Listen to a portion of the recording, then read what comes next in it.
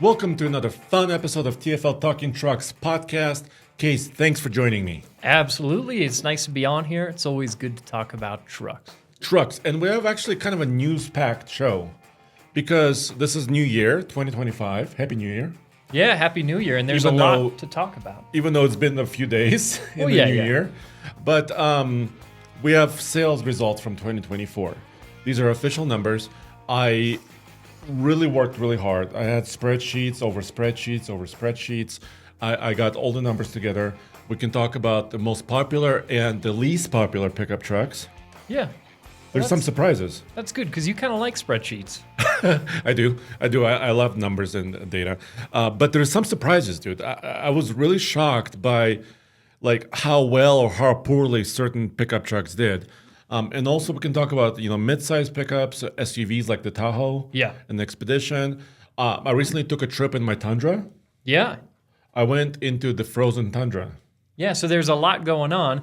And it sounds like to start things off, we're going to talk about sales. And I kind of like your idea where we'll break it down in each category, mid-size, full-size, heavy-duty, talk a little bit about SUVs, and talk about, do we want to say the winners and the losers, the best and the worst selling trucks? Yeah, basically. And there's some controversy because you know what happens when a pickup truck, new generation comes out?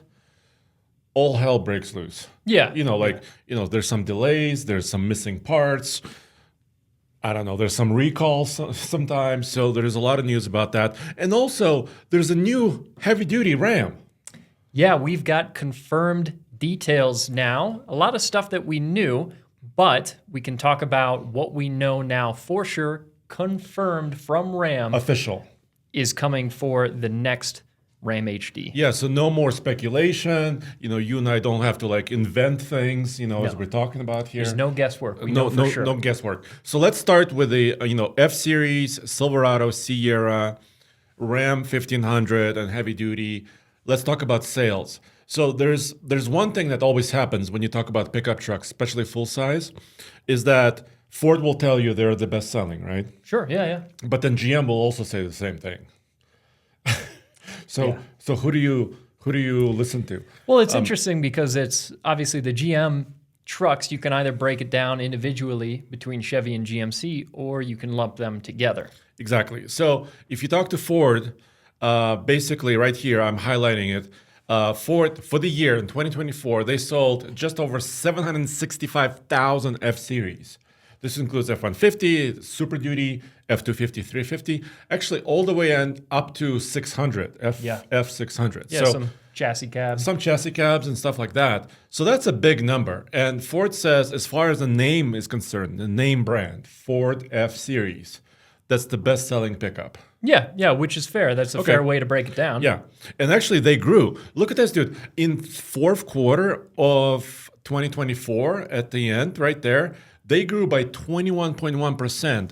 So they've been struggling through the year, but at the end, they're just accelerated. Yeah, that's huge year-over-year growth. Yeah, and but then if you talk to GM, they'll say, wait a minute, as far as trucks are concerned, like you said, if you combine Silverado and Sierra, they sold almost 875,000 pickups. Yeah, so over 100,000 more trucks with the GM trucks combined than what we're seeing there with the Ford F-Series trucks. Yeah.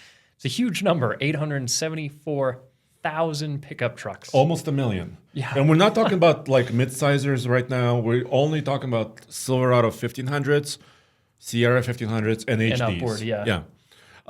But here is what I noticed, dude.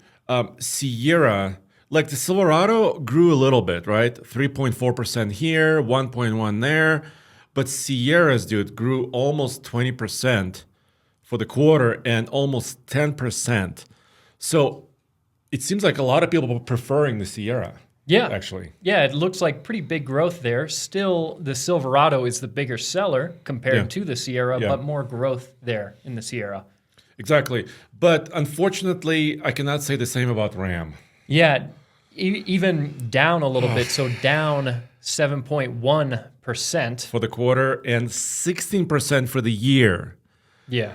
Ouch. I mean, so Ram's been having some issues. Like we said, the new 2025 Ram 1500s came out.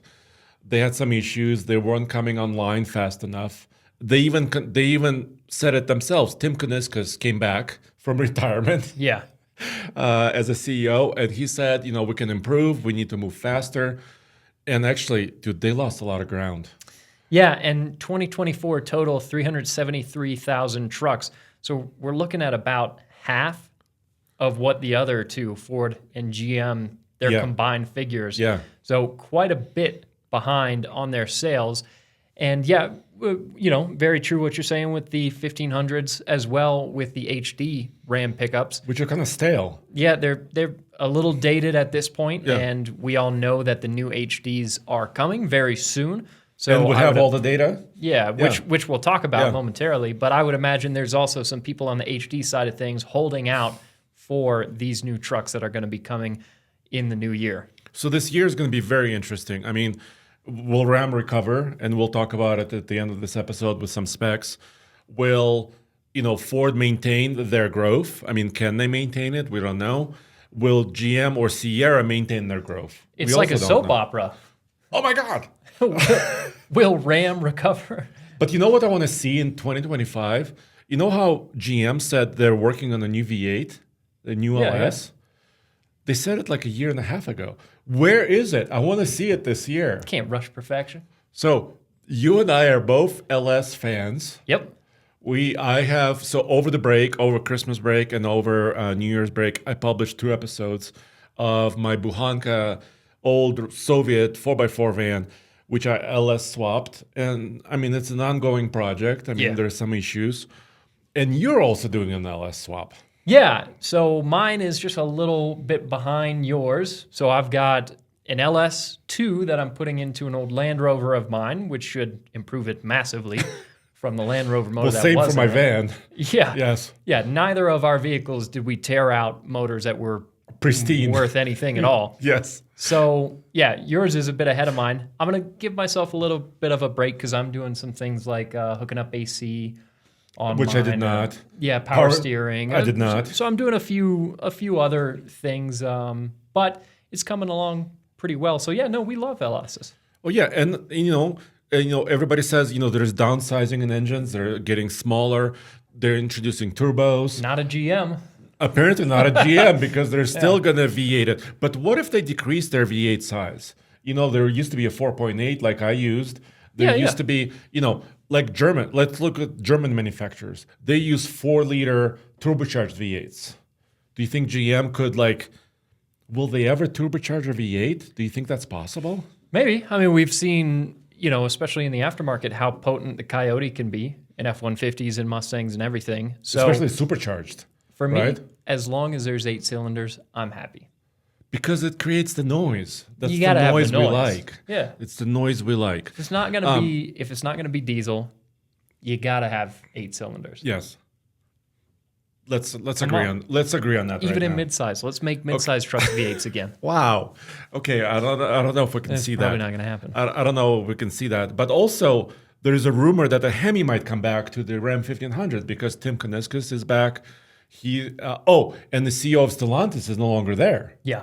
So there's a lot of changes going on. So who knows? Maybe Yeah. the 5.7 will come, or maybe a different version of the Hemi comes back. Yeah, exactly. An updated version of the Hemi has all the potential to meet all the criteria that need to be met for that motor to continue in future models.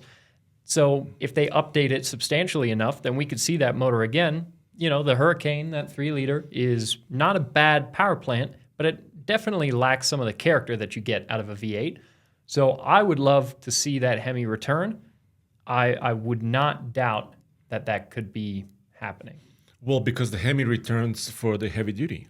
Yeah. The heavy duty still has a V8, which is a 6.4. So they're still around. Here's a surprise. I did not think this would be possible, but Toyota Tundra for 2024 year, I think had the best result ever in the Tundra's history. They sold almost 160,000 Tundras and actually improved in the fourth quarter by about 29%. these are huge improvements. Yeah, and that's impressive too, keeping in mind as well that with the Ram trucks, with the F-Series, with GM's combined numbers, or even the individual breakdown on Chevy and GMC, Yeah. these big numbers we're talking about, like 874,000, 760,000, 373,000, even with the Ram trucks. Yeah. That's including HDs. The Tundra doesn't have an HD. Yeah, Tundra on its own is closing in on 200,000 units with Yeah. 159,000. Yeah. So, yeah, no, that's really good sales. Yeah, and I mean, it's impressive. I'm really impressed.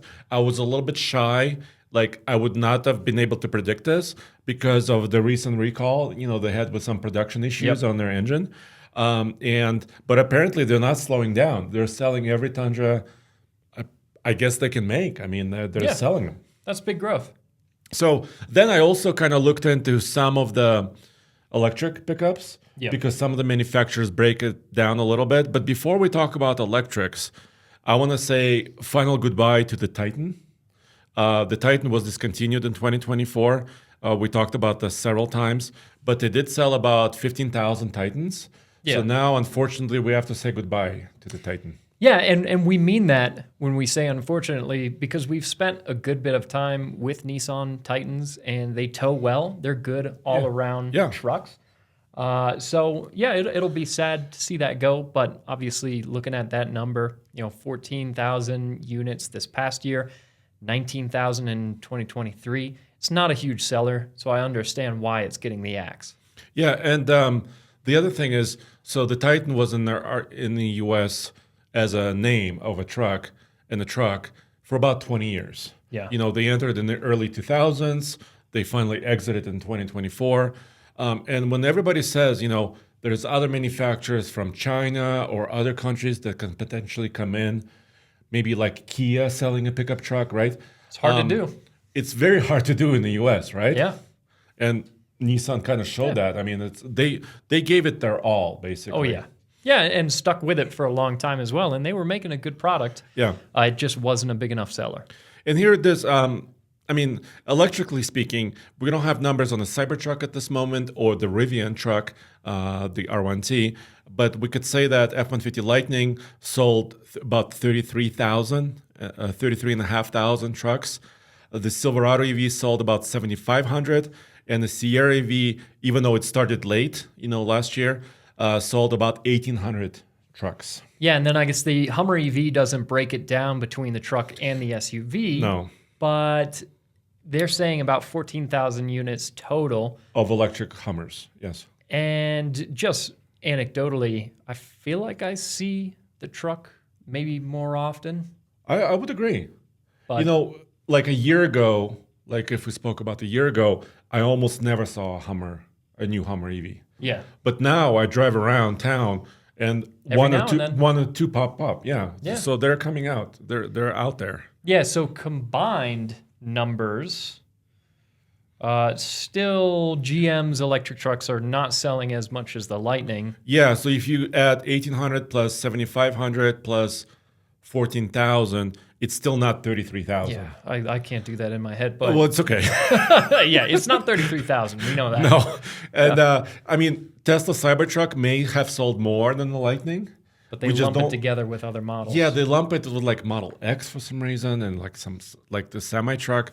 So we don't have all the access to all these numbers right at this moment. But the Cybertruck may have sold more. Rivian was doing okay-ish, but they also don't break them out by SUV versus truck. Yeah. Right? So still not a huge percentage, right? If you talk about, millions of trucks. Yeah, compared to the others. So look, altogether, full-size market, including heavy duty, was 2.2 million trucks in 2004. Yeah. 2024, I'm sorry. Which is a little bit more than 2023. Yeah, but by about 1%. So if you guys are thinking that this market is shrinking somehow, it's not. Nope. It's not shrinking, it's growing, and the fourth quarter was huge. So that's kind of the numbers that we have. Folks still love trucks. Yes, which is... And I have a rant coming up about this, by the way. Oh boy, about your Tundra? About my Tundra. That's what you're pointing at on our sheet here. Yes, but it's a little bit later. Oh, okay. Should we talk about Tacomas? Yeah, I think we should, because the midsize portion of the market has been obviously the most interesting. this past year because there's been a lot of changes, a lot of updates. Exactly. And I went kind of like semi on record about a year and a half ago. Basically, somebody asked me in the industry, they said, do you think the midsize segment is going to be strong in the future? And I was very bullish, and I said, yes. And then I was proven kind of wrong because like GM was struggling to bring the new generation of Colorado and Canyon up online fully. Toyota struggled with some initial numbers, so to speak, and on and on. And Ford struggled to build Rangers, right? But in the fourth quarter of 2024, I think my prediction finally is coming true. And I couldn't believe this case. I for the entire segment, including Tacoma, Colorado, Frontier, Ranger, Ridgeline, Gladiator, and Canyon, those midsize pickup trucks, in the fourth quarter, all of them combined grew 60.1%, 60. Yeah, which I checked that number 3 times.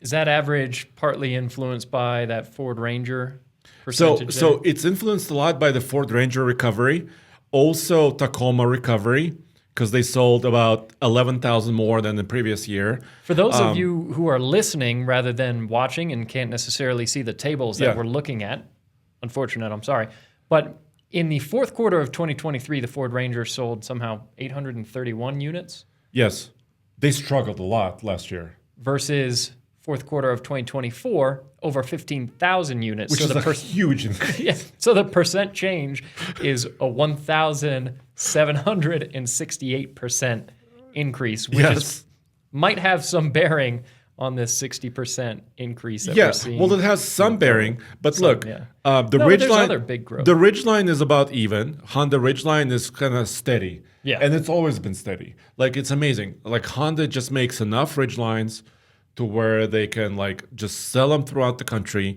and they're not increasing their volumes a lot. Gladiator decreased, so unfortunately, Ram decreased. Jeep decreased. I mean, they're not doing so which hot. makes sense. Again, the Gladiator 2 is at this point getting aging. dated. Yeah.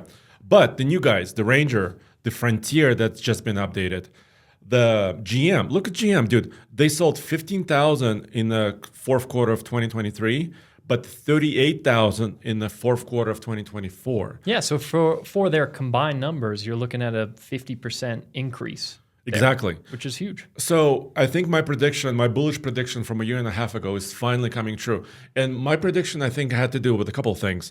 For example, cost of trucks, right? If you're looking at the diesel Silverado HD, you're looking at 75, 85, 95,000 trucks per truck, right? But if you're looking at the midsize pickup like a Colorado, you're talking about like $40,000. Yeah. So I was thinking, more people can afford these trucks and they can put them in garages, right? Yeah, that's true. So that kind of makes sense. That kind of leads us toward your rant, but I'm guessing Can we're I holding save off. that for one more minute? That's It's all just good. it's brewing. You're letting it build up until it just blows its top. Until you blow your lid. Like, I've had it. I'm totally going to blow my lid today. Compact pickup. Yep. So there's only 2, Maverick and the Hyundai Santa Cruz.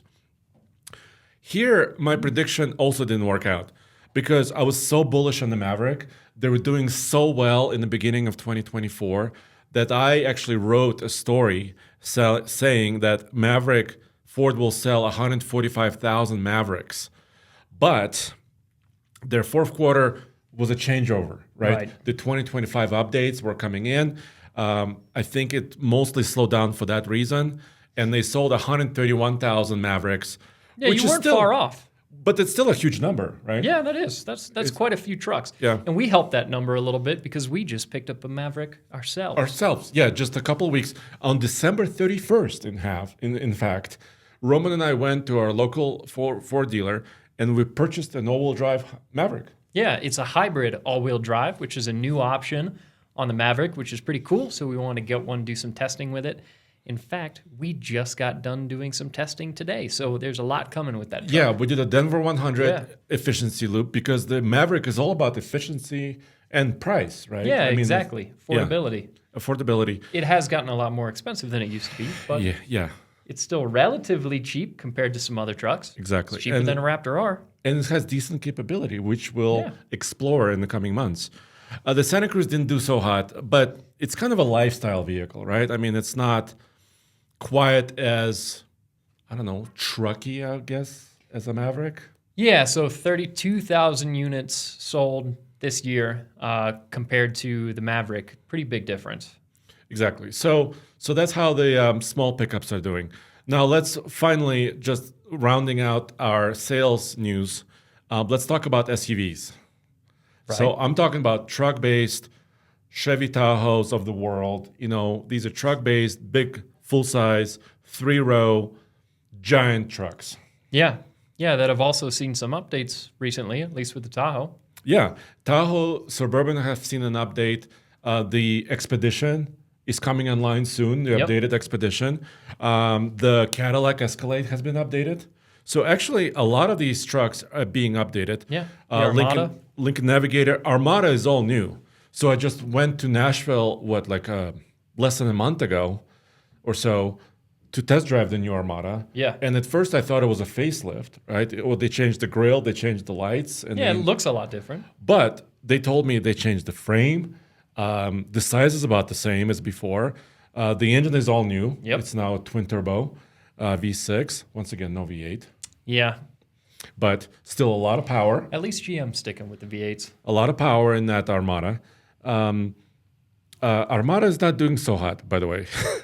Yeah, it's down almost it's down 30%. it's down 28% approximately year to year.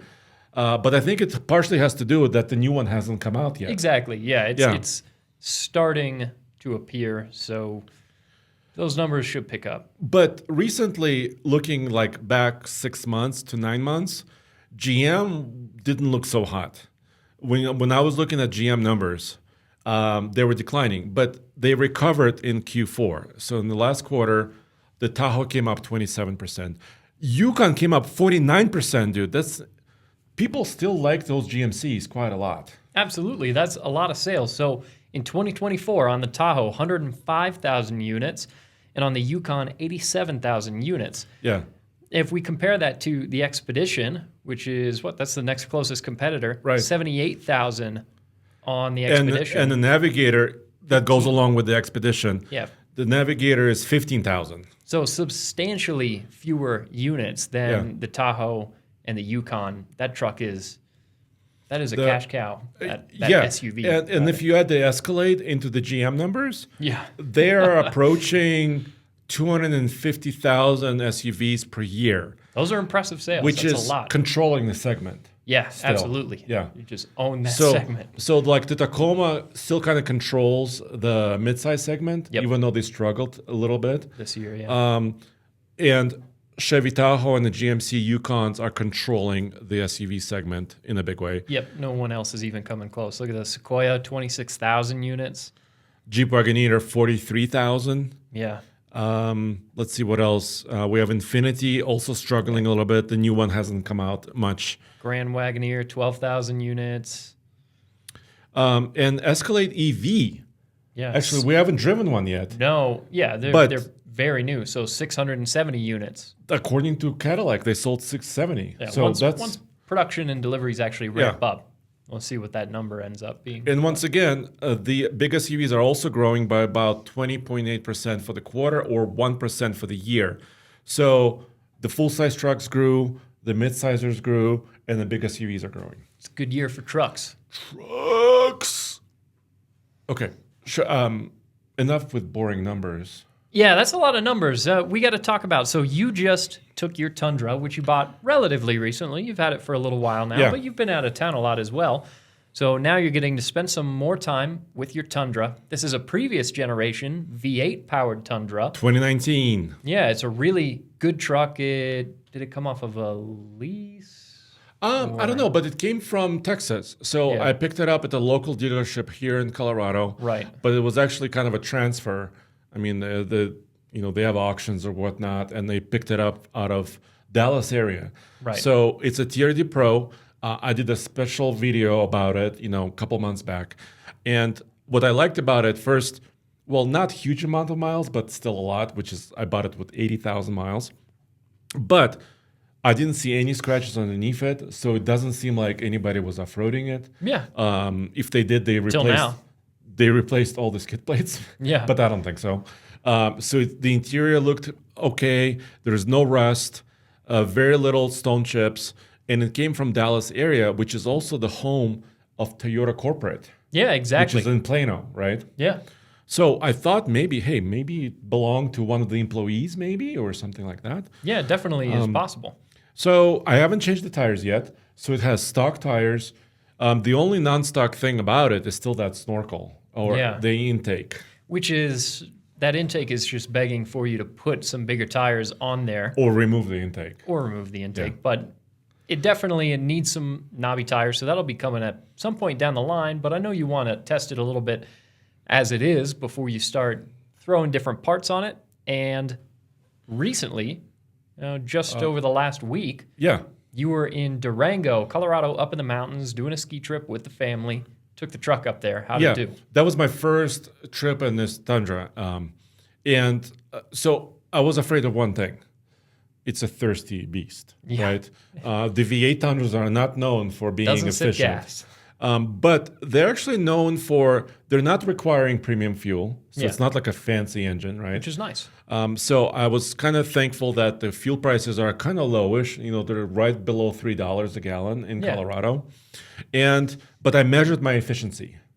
Right. So on the way out, we hit some snow coming out of Denver, going south towards Durango. We went to Purgatory Ski Resort. And then got 16.5.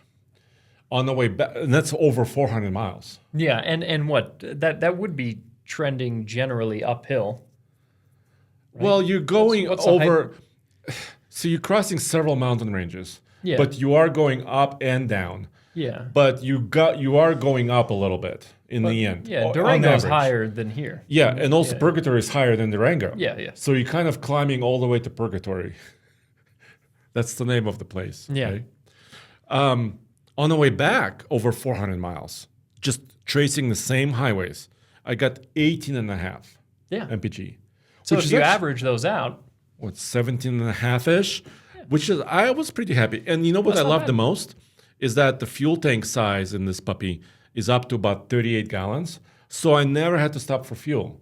So I can go at least 400 miles, maybe even 500 miles on one fill up yeah. on this truck. But I had 4 people, my wife and two of my kids were in there. We had 6 pairs of skis Yeah. because we're carrying our friends' skis as well. We had all of our ski gear. So we were loaded. I mean, not super heavy, but like we had a lot of stuff in the truck too. Well, you've got a tonneau cover, so you're able to keep things out of the elements and also free up that space in the cab, which is nice when you've got 4 people in the truck. You kind of have to put things in the bed, as we all know. And then I'm going to blow my lid right now. Okay, let's hear it. So we were so fortunate because we were sharing a townhome near the resort with our friends, of ours and their kids. So basically 2 families living in the same townhome together, which was what we wanted. Yeah. We wanted to celebrate New Year's together and do all this stuff, which we did. And this townhome Airbnb came with a 2-car garage. And this But not a 2-truck garage.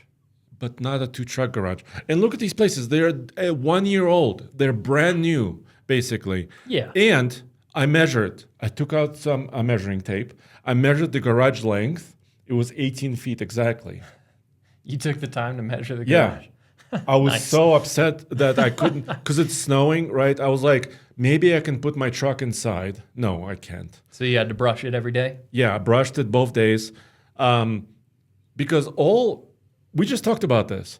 Full-size trucks, 2.2 million. Yeah. Mid-size trucks, 600,000. And growth in all those categories. Yeah. It's huge volume. They're selling Yeah. tons and tons of these trucks. So, and by the way, the neighbors, the renters next to us also had like Yukons, F-150s.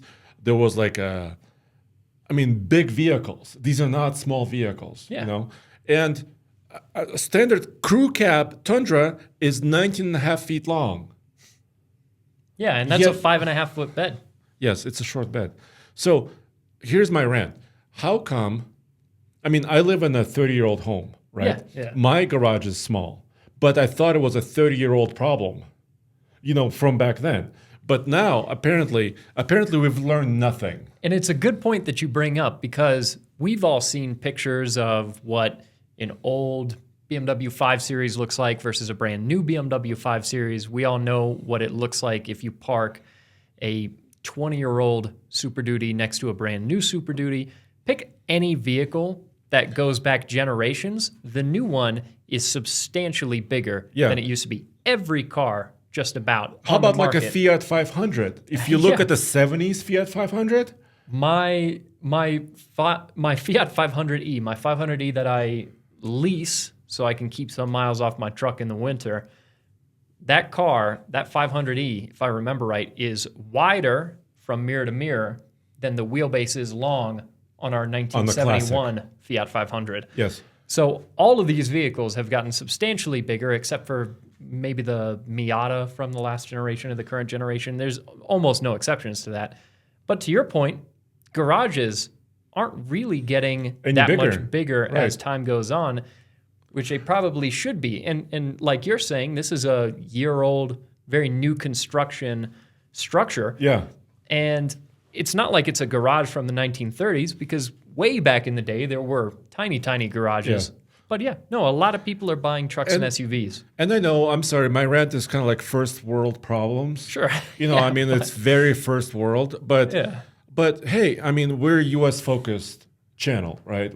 Our podcast is focused on the United States. The most popular vehicle is a pickup truck.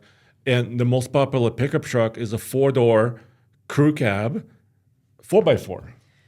I guess the only option we have here is build bigger garage. I don't know what the option is. We got to expand the garages. Anyways, so let me know what you guys think. Here's the other thing. This truck came with tinted glass, the Tundra I bought, which is nice because it came from kind of the south, really hot temperatures down there. But I always worry about what will the truck look like 10 years from now? Will the dashboard crack because of the sun exposure? Will the plastics on the outside of the truck crack? Will it fade because it's always parked in the sun, right? Those are the things I worry about because I can't garage my truck, basically. Well, and that's the thing. It is a first world problem for sure, but also when you invest in a truck that you love and that you care about, you want to be able to look after it. And we have some pretty serious elements out here in Colorado. We've got a lot of really harsh sunlight. We have snow and cold. So not just as a comfort item of not being, not having to brush off your truck and having it be a little bit warmer. I enjoy shoveling snow. Maybe it's because I was born in Russia. But I enjoy shoveling snow. It's not my problem. It's just I want to protect my baby. Okay. Yeah. So you poured money into it. I think it's fair that you want to look after it. Exactly. So let's switch gears a little bit. Enough of renting. To the new Ram Heavy Duty. Yeah, we got to talk about the new Ram. Exciting stuff.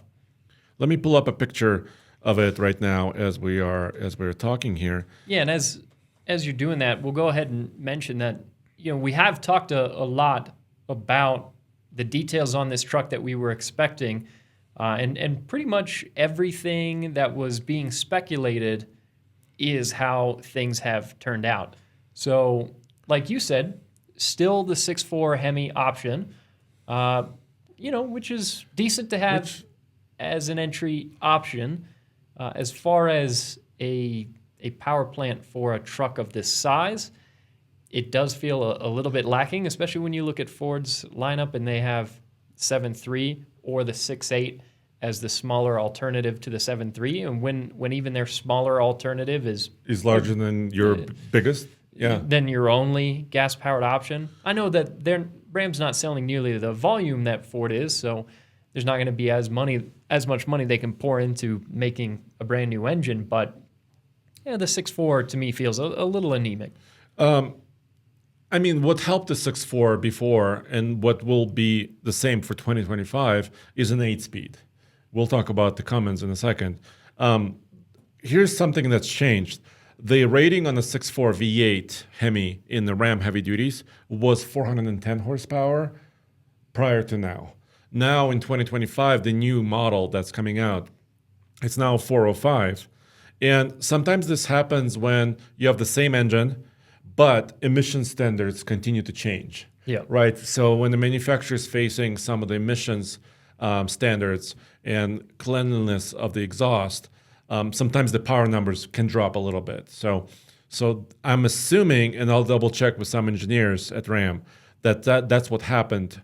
But also that doesn't sound impressive. 405 was impressive 10 years ago, but now look at the Godzilla engine, like you said, that's like 430 horsepower. Yeah. And also the GM engine, the 6.6 gasoline engine, well, makes about the same horsepower, but it's a lot more torquey.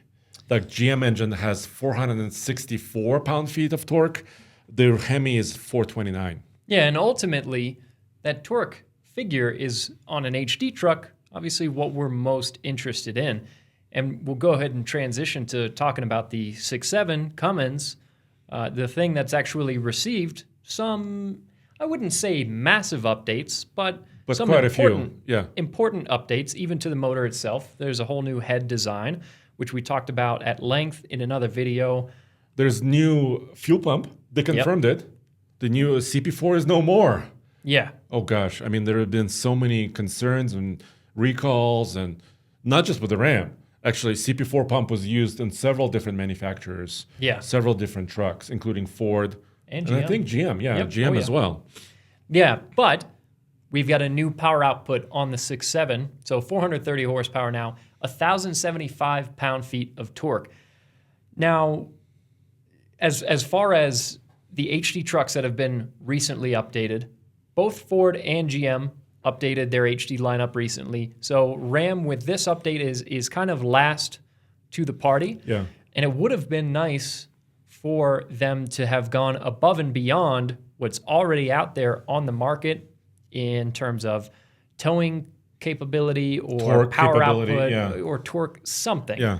Just give us something to beat what's already out there that you can go walk into a dealership right now and buy. 430 horsepower compared to the Duramax and compared to the Power Stroke. the Power Stroke, even the standard output Power Stroke is less. It's less. Yeah, there's no way to say it. So the standard Power Stroke is 475. Yeah, high output is 500. We drove that dually home from Detroit with that high output engine, and that engine is impressive as hell. It's even in a dually. It's impressive. High output Power Strokes are properly quick. The 6.6 Duramax, 470 horsepower. So 430 is down on horsepower, but again, we're most concerned with torque. And it's a little bit better of a picture for the Ram in terms of how it stacks up as far as torque is concerned. So that's 6.6 Duramax, as you know, 975 pound-feet of torque. So 100 pound-feet of torque less than the 1,075 pound-feet of torque that we get from this Cummins. And then the standard output Power Stroke is 1,050, if I remember right. Yeah, and then the high output Power Stroke is 1,200. 1,200. So 1,200 is a round number, big number. But then, of course, the engine is not the only difference that the new Ram has. Yeah. Now, I am happy that as far as the baseline diesel option, the Cummins now has the most torque. Yeah, because they used to have the standard Cummins and the high output Cummins. Yeah. And different transmissions. All of that jazz goes away. Yeah. So now if you get the diesel option here on the Cummins, that's going to be more torque than the standard diesel option from Ford and the only diesel option on the HD trucks from GM. Yeah. However, if you want still the most power output, you have to go to Ford. it's going to be the Power Stroke. But you could say, we're one of the only outlets there that drag races trucks. Not many other people drag race trucks, and a lot of you guys, may laugh at us. But we are enthusiasts, and I think a lot of you guys and gals listening and watching this are also enthusiasts. So naturally, we want to see how quick they are. Ultimately, it's probably not, it probably shouldn't be most people's main buying decision with a pickup truck, which one is fastest in a quarter mile. But if you do buy a pickup truck, you will probably accelerate in it at some point. So it's Or if you want to show off your $100,000 diesel, you want to accelerate at some point. so we're going to keep drag racing trucks. But here's the thing. So it's hard to answer if the new Ram HD is enough to beat Ford and GM because we haven't driven one, right? We will drive it hopefully within a couple of months, maybe 3 months, and we'll be able to actually have it and maybe even test it in Colorado also. But they changed the transmission, which is a big part of what the truck is, right? Yeah. So now we've confirmed that the rumors we had that the ZF 8-speed Powerline transmission is going to be here, and it's going to be available with every Cummins. So it's not like sometimes you get it, sometimes you don't get it. It's available with every Cummins truck. And you and I went all the way to Germany to go look at that transmission. We did. Yeah. There was a lot of fun. And we talked to those ZF engineers, which are very, very clever people. Yep. Remember I asked one of the engineers, I said, why no 9 speeds or 10 speeds? And ZF engineer, their team told me, basically they explored all options, right? Naturally. And they thought that adding more gears can add more complexity, but there was not a lot of return, that they were seeing from doing that. Also, the new 8-speed in the new Cummins has power takeoff locations on both sides of the transmission. Sometimes it's on one side or the other. This one has on both sides, so you can run like a giant hydraulic pump and a compressor or something. And if I'm not mistaken, didn't they say theoretically you could use that PTO in the other direction to put an electric motor there and create some kind of a hybrid assist? Well, I don't know. I mean, I the most could be recent, misremembering. the most recent information from Ram, they never spoke about that. Yeah. So maybe that's still coming. But theoretically, I think just based on the transmission, it could technically be possible. And you can also use the power takeoff while moving. Yeah. Some trucks, like you have to raise your idle speed, and sit there and build up pressure and use the PTO like that. But in this one, you can actually also move, so you can drive and use a PTO, and vice versa. So pretty fancy stuff. Yeah. But they also changed the rear axle. Yeah, so the final drive ratio is now a 3.42, which is much lower of a number than it was in the past in 373 or 410. Yeah, exactly. So theoretically, this could help a good bit with efficiency, and they're able to do that, to your point, because of that 8-speed transmission, the extra gear ratios they have there, especially to get you moving initially and when you're hooked up to a trailer. So like you said, we've got to test the truck to really form a finalized opinion over whether this truck is fully competitive, if it's enough to compete. But what I will say thus far, to the truck's credit, is I think they addressed some of the biggest things that they needed to address, which was power output, because on the current truck that is now being replaced, the current truck power output was too low. Transmission really needed the update. Some work. And also the 68 RFE, even though they improved it, we owned one, right? Yeah, Our Cummins, a long time. almost 3 years. Towed with it and off-roaded.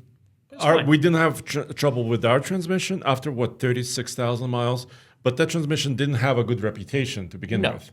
But ZF, on the other hand, has an amazing reputation. Yeah, they've been making transmissions for ages. Well, for example, let's take a look at this. The TRX has a ZF transmission. The Ram 1500s have these ZFs. If you look at some of the high-performance cars in the world, the BMWs, the Mercedes. My old Land Rover had a ZF transmission. Exactly. They've been making a lot of transmissions for a long time. ZF makes commercial vehicle like buses and stuff like that. I mean, there are other transmission manufacturers like Allison, of course, Aisin, and many others that are also very good. But ZF has one of the best reputations, as far as I know, for transmissions. And with that 8-speed transmission and with this axle ratio, potentially we will see also better fuel economy on these trucks, which is also a huge deal when you're towing long distance on these trucks, and especially if you're using one of these as a work truck and it matters to you how much money you're spending on fuel. which it does for most people, then the extra efficiency that we might be able to see here once we do some testing with it could also be a really huge thing. So I think some of the biggest areas that needed addressing are being addressed.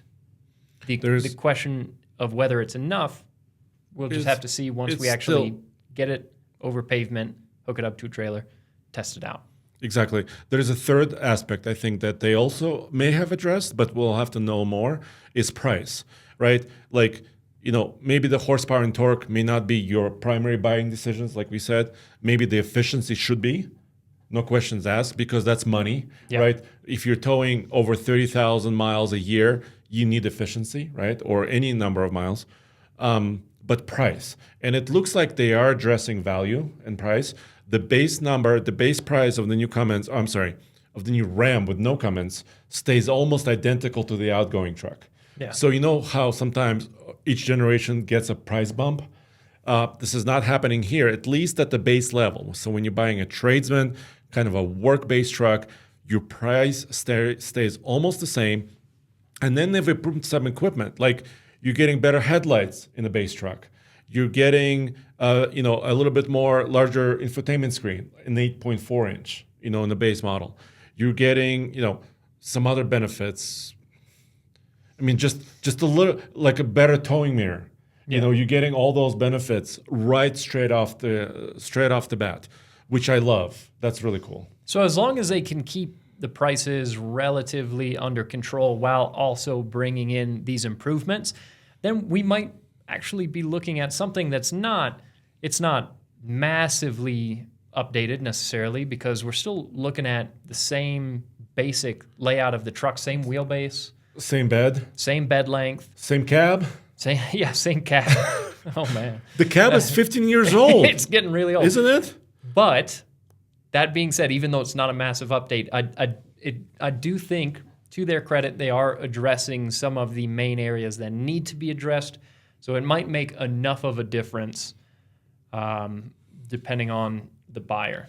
It almost feels like, and I've seen this in other manufacturers, is where, for example, when like GM got the new heavy duty out there, they sometimes on the gas side they continued the same transmission from the previous gen, because when you change every aspect of your vehicle, there's a lot of unknowns, right? Yeah. There's a lot of suppliers may be different. You have different combinations. So when you change everything all at once, you could see some problems. Well, they're certainly not suffering from that issue. No, because this cab is almost old enough to drive itself. Yeah. It's almost 16 years old. Yeah, so with the previous generation truck, a lot of people call it the 5th gen. A lot of people call it the 4.5 gen, because it was the same cab, same basic platform. Same engines for the most part. As a 4th gen. Yes. So question is this going to be a 4 3/4 gen? I think could be fair to call this 4 3/4, even though the Cummins has been changed quite a bit. But we didn't see those gigantic power jumps, right? We didn't see those jumps. And again, no knock on it. I have, granted, much older, but I have a Cummins. Second gen. Yeah, I've got a 2nd gen. I like the way that these trucks look. I like the interiors. I love an inline 6 when it comes to a diesel. So I'm excited for this truck. There's a few things that I think would have been nice to see them do. I think them matching their short bed length to what we see now with Ford and GM. So 6'8" or 6'10" in some cases, right? Like, so I believe Ford is 6 3/4 foot, which is what, 6'10"? That should be 8. 8. Oh, and 3/4. So do it 3 times 3, 6'9". I do this job because math is a no-go. But math is my thing. Yeah. But maybe I'm getting too old. No. So that's like 6'9". GM has 6'10", and it's not just about a measuring contest here. It's about like towing fifth wheel trailers, for example. So when you have a giant like camping trailer, sometimes even a gooseneck trailer, and you make a tight turn, if your bed is too short, the way your hitch is positioned in the bed, the side of the trailer may come in contact with your cab, right? We've Yeah. seen this happen. Thankfully, it didn't happen to us. Um, so you need sometimes that slightly longer bed to carry a bit more trailers, basically. And longer beds are just generally more useful You beds. could put more stuff in there. But who knows? There might be a camp of people out there who don't want the extra wheelbase, don't want the extra length of the truck itself. So maybe there's So it's a people, give and take, a little bit of give and take. It's true, yeah. The Power Wagon continues for 2025. It's not getting a Cummins. It has the same hardware. It's still a Hemi. The HD Rebel still continues. It has a new face and a new grille and new headlamps, of course, as the rest of the 25 heavy-duty lineup. But the tires don't change. Like some of the basics don't change. By the way, interiors have been updated. So there's a new 14.5-inch diagonal vertical screen, which is basically the same like an RHO. So if you look at what's happening in the Ram 1500s, those interiors are about the same as far as technology. And I think Ram still does some of the best user interfaces, Yeah. some of the best systems out there. Sometimes they're laggy. I mean, they could be a little bit. Yeah, but what system isn't sometimes? Yeah, so a lot of the systems are a little bit glitchy, but I think as far as materials are concerned, I sat in the so the mega cab is still continuing. Yeah. So those great. the extended cab, a lot of people love. Yeah, That's- especially hot shotters, lay the seat down. Yeah, you could rest, and have extra space. But like the materials that they use on the inside is usually the best. I was able to get into a limited Longhorn, the Western theme truck. Yep. And the stitching is beautiful and the wood inlays. I mean, they do really nice Yeah. interiors. Interior material quality, screens, those kind of things, exterior styling. I don't think that these trucks have been massively lacking in those areas. No. So this update to the transmission, update that will hopefully result in more fuel economy and the increase in the power and especially torque output. That's all a huge deal. Will it be enough? We'll have to find out. Exactly. We gotta go towing. They did increase the price of the Cummins, I think partially because of the updates there and also the ZF. So the Cummins option, so if you start with the V8 Hemi, the Cummins will cost $12,600, which is on par with like a high output Ford. That's a lot. Power Stroke, which is a huge uptick in price. And you and I, and the rest of the TFL team, we've done several comparisons. Like, is it worth buying a diesel? Right? Majority of heavy duty pickups, no matter which brand you look at, like 70 to 80% of them are diesels. And I think it's because they're used to put a lot of miles on them and tow and carry heavy things. If you don't put a lot of miles on your truck, I don't think you should buy a diesel. No, Not at all. If you do cover a lot of miles, the fuel economy difference can make up some of that price difference. Yeah. Depending on the cost of diesel at the time or where you live. But we live up here in the mountains. If we're going to be pulling a really heavy trailer, these steep grades, having the diesel really makes a huge difference, if nothing else, just for quality of life while you're doing it. And also safety is a big thing. Yeah. Like having an exhaust brake on your diesel engine, Yeah, which again, all of these especially on have. steep grades. Yeah, that's a huge, and Cummins has always been great. You can actually hear their exhaust brake. Yeah. Ford and GM really muffle those systems down. And I think, you and I spoke about this. Like when you're driving a bigger truck, you kind of want all the inputs, the gauges, the sounds that it's making, because you need to know what is happening. Is my exhaust brake operating or is it not operating? Am I accelerating? Am I decelerating? So all those types of things, it usually helps. By the way, they made it quieter, I think. So they talked about, how the drive system on the front of the engine is gear driven, like most diesels. But they're using new like helical cut gears to cut down a little bit on that gear noise. So I listened to it run. You can watch that video on alltfl.com. I heard it idle. I heard it, just kind of drive away slowly. It wasn't under load, but it seemed like it was a little bit more hush. Yeah, which is cool. I have to turn my truck off in drive-thrus. So, Yes, yes. we're a long ways from that with these. Yes. So, but as long as they didn't hush it enough. I mean, too much. You know what I'm saying? Because one of the beauty of a Cummins, I think, and I think the buying decision also had to do with the experience of it, right? The Cummins has a particular sound.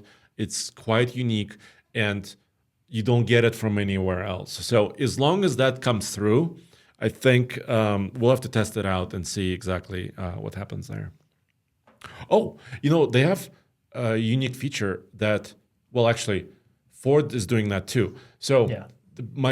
remember how I had an F-150 hybrid? I do. Yeah. This was several years back.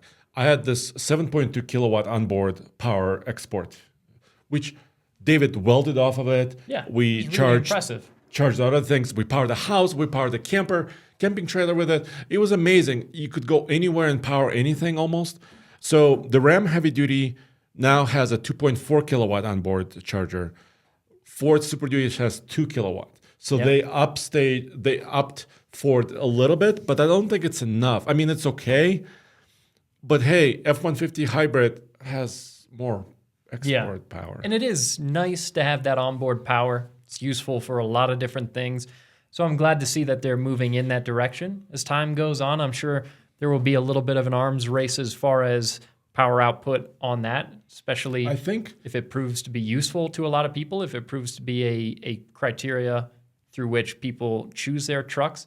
There's a lot of these features like tailgates that open many different ways and steps built into the sides of trucks and built into the bumpers and things like that, that if one truck does it, every other truck has to do it and try to do it better.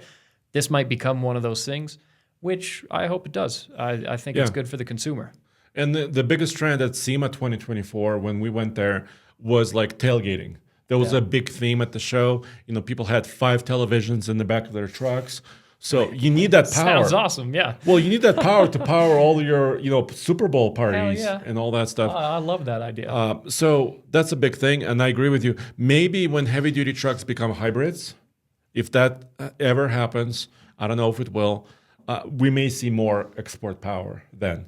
And just rounding up this discussion on the Ram, I looked up the towing numbers, the maximums, and the payload numbers. They didn't change much year to year. So the maximum towing number on the Ram Heavy Duty dually diesel is 36,610 pounds.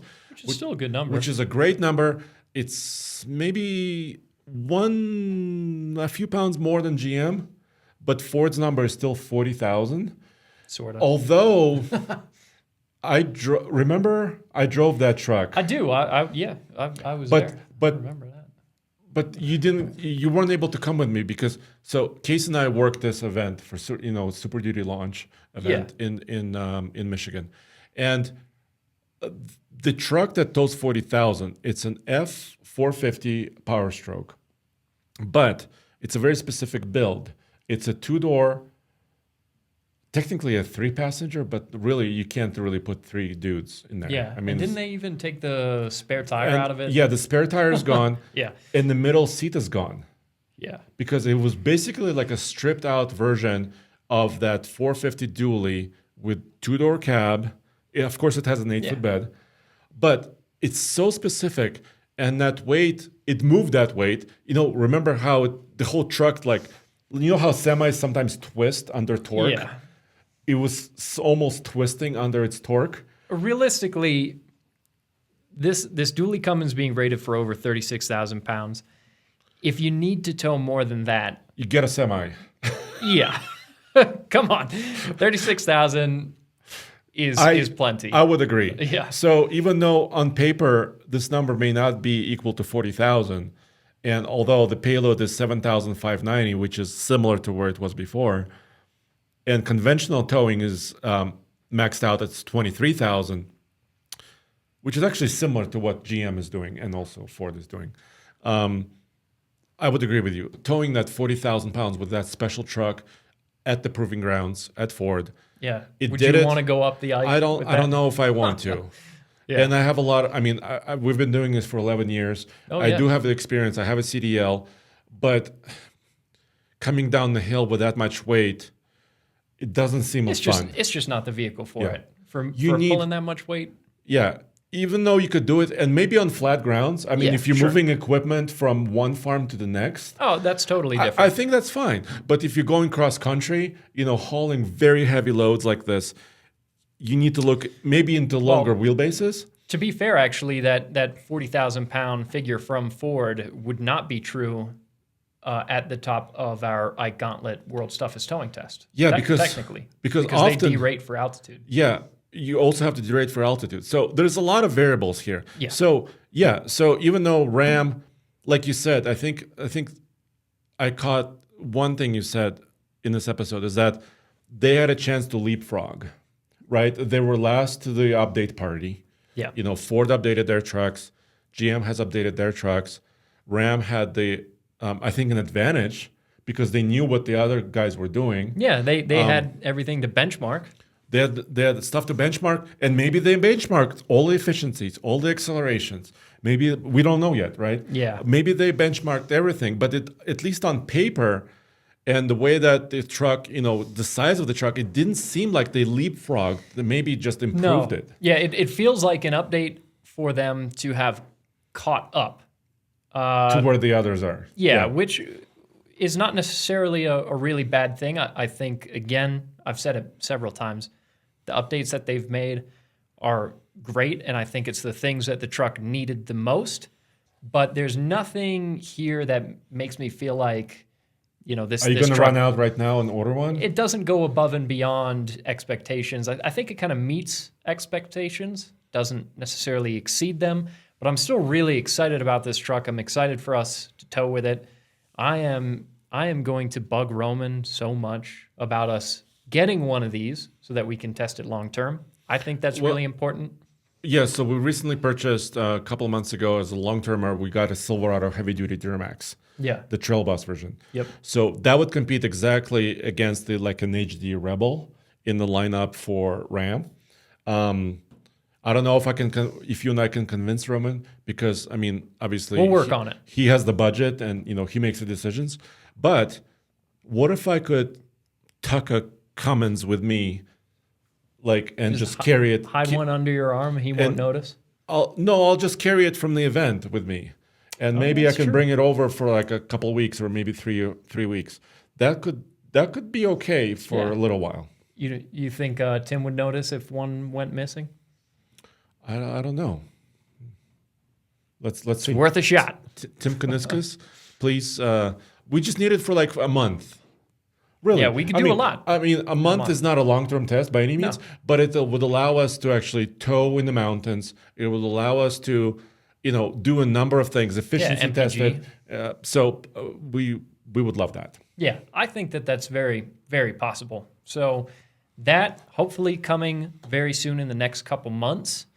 That's one of the things that we're the most excited about. Maybe Andre will be so excited about it that he'll trade out his Gasser Tundra for a Cummins. That'd be cool. Whoa. Now, probably not. You know what? I started my truck career with a Duramax 2002 model. So maybe it could be time for me to... Or the company could pass on its Duramax to get a new Cummins to test with, and you could take over the Duramax. Either way, I've never actually owned a Cummins. So, there could be possibilities there as well. So, all right. Well, thank you for joining us this time. We'll have a show for you next week as well. It will be also probably a lot of fun because I would have come back from Dakar. Yeah. You're going to Saudi Arabia tomorrow. Well, you leave in a few hours, actually. Tonight at 1 a.m. Yeah, it's going to be a lot of fun. Dude, it's a lifetime dream. Yeah, that's awesome. I've never seen Dakar in person, and I've never been to Saudi Arabia. So those are two big bucket list items that I can hopefully check off without a lot of issues. But there's still a lot of obstacles. There's a snowstorm coming when I'm supposed to take off. And there's a lot of planes I have to catch. So I want to leave. So can I leave? Oh, yeah. I'll allow it. Fingers crossed. Good luck on your travels. Yeah, podcast will be coming next week. Andre will be back with some new stories to tell. Thanks a lot, guys. We'll see you next week.